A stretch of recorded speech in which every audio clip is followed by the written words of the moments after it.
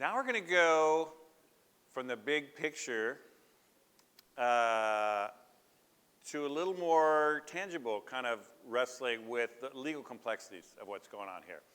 And with that, we got Dazza Greenwood, who, even though he lives in Oakland and he's a Bay Area person, is really all tied up in MIT Media Lab. He's the executive director of the MIT Computational Law Report. He runs a whole kind of thing, and he teaches out at MIT. I guess commutes into MIT. But he also is the chair of the Task Force for Responsible Use of Generative AI in Law. And with that, we had him, because there's a lot of complexities around intellectual property law and all kinds of things here. We asked him to kind of weigh in with some thoughts on, some grounded thoughts on some of the things we got to wrap our heads around. Dazza? Great. Thank you very much. Hi, everybody. I think that the most important real risk, not necessarily the most exotic potential risk that I'm coming across with respect to the use of generative AI in the field of law, where lawyers were using the tool, we're getting good results generally from the tool. Things are getting faster, cheaper, better. It's able to extend our capabilities in good ways. The most important issue that I've discovered is it's almost too good. It's seductively good, and as many speakers before me have pointed out, and yet it's hardly perfect. You know, it has flaws, it has limits, it hallucinates, it has biases. And so the main thing I want to talk about is just that third one. What's the automation bias and the risk that humans might get too dependent on AI? I myself, frequently when I'm doing proposals or evaluations and reports and everything, I'm a heavy user of this technology to assist in all sorts of parts of the sequence of production and refinement and other tasks. Is very tempting after many hours and many days and many weeks to just kind of copy and paste something that at a glance looks good enough. And yet, this is the road to ruin. And so the thing with automation bias is it's not just a bad look when something subpar gets into the work stream, but it could have serious consequences in certain areas.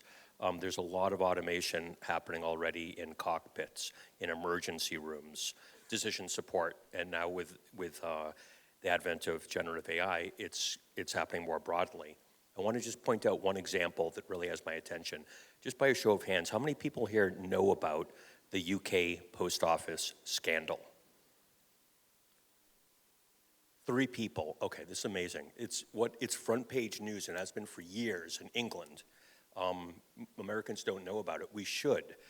In this case, the UK Post Office automated a bunch of financial management systems some years ago, and they started detecting fraud, waste, and abuse, and there were administrative actions, there were crown prosecutions of these postmasters from all around the country, many of whom went to jail, many of whom had serious criminal records. There was many other ruined families. There were suicides that came from this. And it's come to light now, thanks to some defense counsel and some public-spirited activists, that it was dead wrong, okay? This automated system was absolutely wrong. And these convictions are being overturned now. There's a whole political effort to hold people accountable. It is so seductive when the computers tell us things to go along with it and to even double down, as the post office did, and as so many organizations do. We need now to start to develop a better immune system in general, and absolutely, fundamentally with respect to generative AI, to think critically, to review the outputs, to ask the hard questions, and never to just simply accept them, but to have them as a starting point. I think in large firms, and I'm already starting to see in my consulting, whole new, almost like combined roles of for supervision and for kind of quality control, for review, in order to get the benefits of this technology, which are vast. I mostly like to talk about and hack and build stuff to do with the technology, but at the same time, we need to now build up an entire new set of muscles and practices where we know how to review and never over-rely upon the output. So I'm going to say the hidden beast of a risk is so subtle and it's so seductive to fall backwards into the warm bath of just using this technology, but don't do it. Don't over-rely. Rely just the right amount. Thank you for coming to my TED Talk.